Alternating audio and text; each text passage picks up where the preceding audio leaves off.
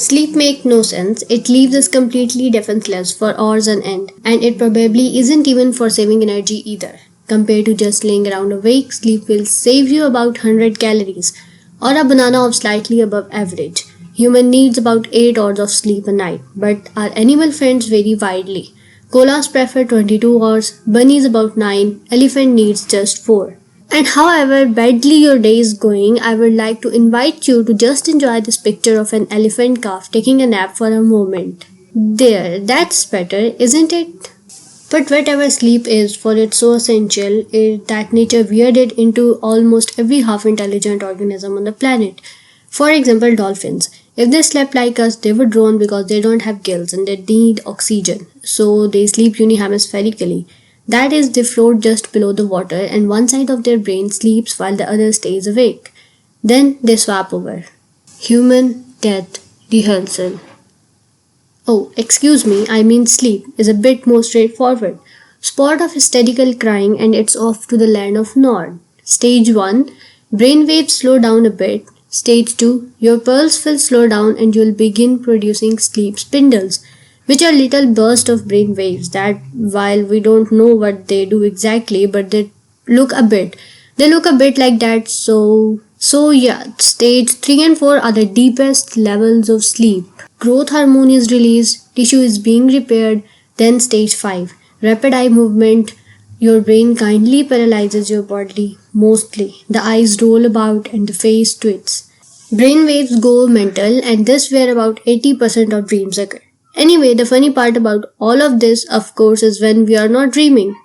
Dreaming while asleep, where do we go? It's just black. Every night, over and over. If we got news that an asteroid was approaching, scheduled for arrival say 60 years from now, and it was so gigantic it will wipe out our entire civilization, we would probably go for war, maybe end the world because of asteroid even arrived. And yet there is an asteroid approaching slowly in the distance, but it only gets one of us at a time, and we practice for it every night, and its name is death. With an asteroid, the whole species would be gone in a few days probably. With death as it stands today though, maybe we take comfort in the fact that even though we'll be gone, the world will still carry on without us. Let's talk about future. About 1 trillion AD, it's possible that big crunch has now begun. The remains of the universe falling back in on herself. Galactic clusters will begin to converge, stars will collide, the resulting explosions illuminating the heavens nearby and distant. Eventually the black holes of the universe will collide with one another, amazing into a single supermassive black hole, consuming itself. And after 1 quadrillion AD, it is also possible no big crunch will occur and the universe will continue to expand indefinitely. In this scenario, the main point of interest for the next almost infinite period of time will be the decay of nucleons, that's proton and neutrons, beginning in an era in which only black holes exist in the universe. And assuming a new universe has not begun, the current universe will achieve its final resting energy. Barren, perpetual, limitless dark, with no resources to the life that once teemed within the boundaries of creation. We all must have gone through that phase as a kid. When it hit us, well, people die eventually, and mom and dad are people, and I am a person. So, oh God, some of us, including your pompous narrator here, never recovered from that phase. It is simply too much to live as the only animal that knows. It projects and loves, and lifetimes are limited. And when the animal is gone after a while, it will be as though the animal never was at all. And that is a notion too wide and spiky to fit inside the head. The things we will miss after we are gone, the parties, the birth of humans we would come to love, or the walks, or the hugs, or the plucky steps into the dark, our species will take yet. Homo sapiens.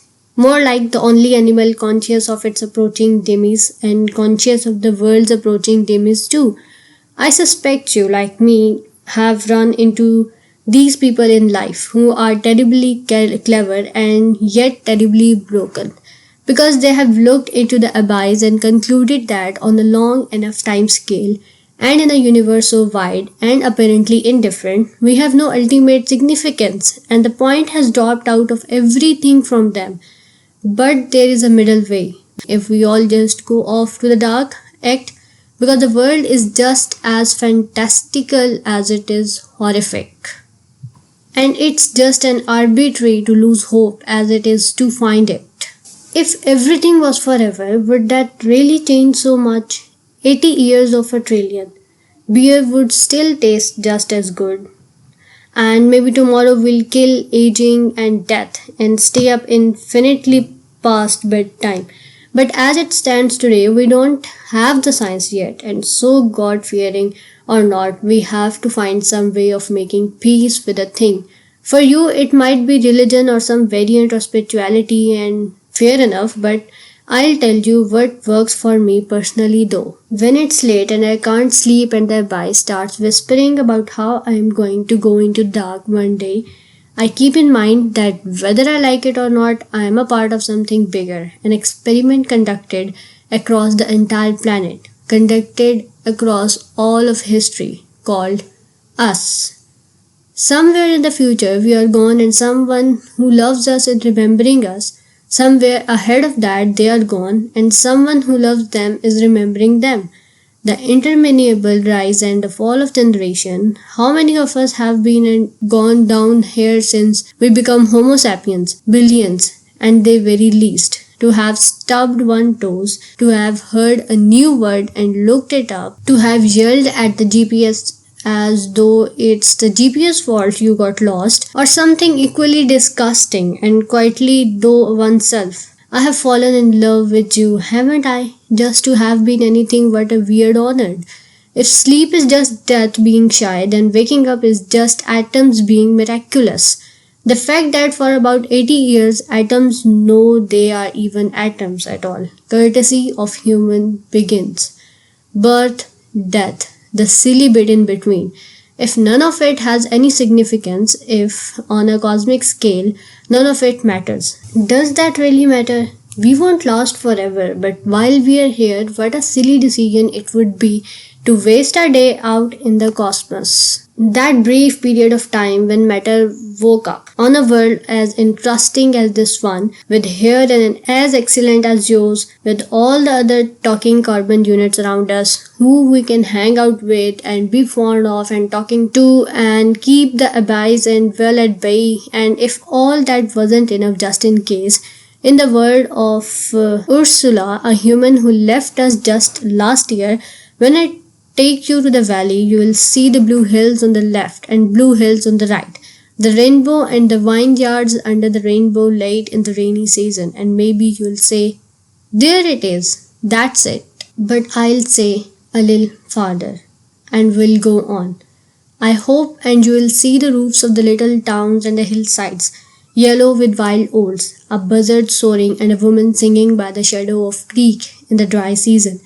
And maybe you will say, let's stop here. This is it. But I'll say a little farther yet. And we'll go on. You'll see the river running downward through the wild hills below, and you'll say, isn't that the valley? And all I will be able to say is, drink this water of the spring. Rest here a while.